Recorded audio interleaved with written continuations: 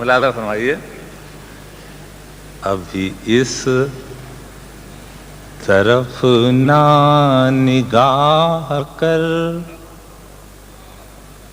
ابھی اس طرف نہ نگاہ کر، میں غزل کی پلکیں سنوار لوں۔ ابھی اس طرف نہ نگاہ کر، نہ نگاہ کر، میں غزل کی پلکیں سنوار لوں۔ میرا لفظ لفظ ہو آئینہ، تجھے آئینے میں اتار لوں۔ کیا کہ ڈاکٹر صاحب، میرا لفظ لفظ ہو آئینہ، تجھے آئینے میں اتار لوں۔ تھوڑا سا آپ کو اور میری مدد کرنی پڑے گی، میں ذرا یعنی کمزور شاعر ہوں، مجھے اب تک زور سے لوگ محبت سے نہیں یاد کرتے، میں باہر نہیں نکلتا۔ ابھی نہیں، شعر پر۔ میرا لفظ لفظ ہو آئینہ، تجھے آئینے میں اتار لوں۔ میں تمام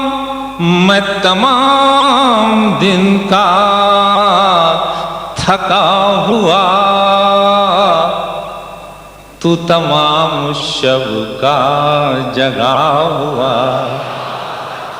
میں تمام دن کا تھکا ہوا، تو تمام شب کا جگا ہوا۔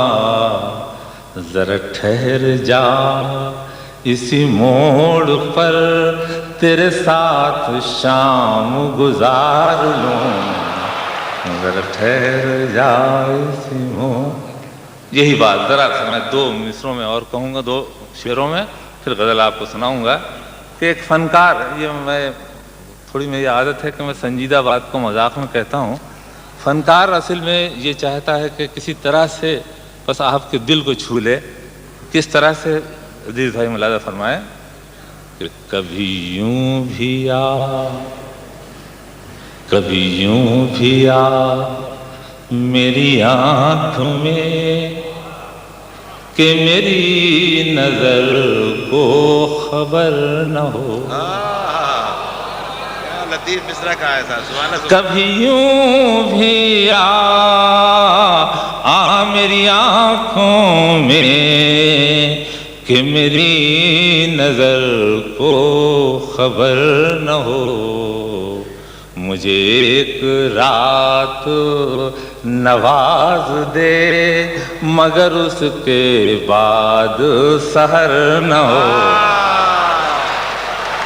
کیا کہنے،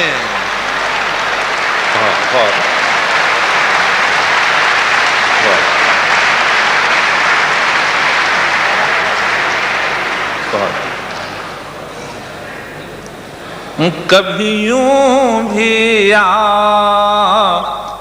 میری آنکھوں میں، کہ میری نظر کو خبر نہ ہو۔ مجھے ایک رات نواز دے، مگر اس کے بعد سحر نہ ہو۔ کیا کہنے، دعا اور اثر پہ آپ نے بہت سے شعر سنے، ایک میرا شعر سنیے کہ وہ بڑا رحیم و کریم ہے، وہ بڑا رحیم و کریم ہے، مجھے یہ صفت بھی عطا کرے۔ وہ بڑا رحیم و کریم ہے، مجھے یہ صفت بھی عطا کرے۔ تجھے بھولنے کی دعا کروں تو میری دعا میں اثر نہ ہو۔ کیا کہنے ڈاکٹر صاحب، واہ واہ واہ۔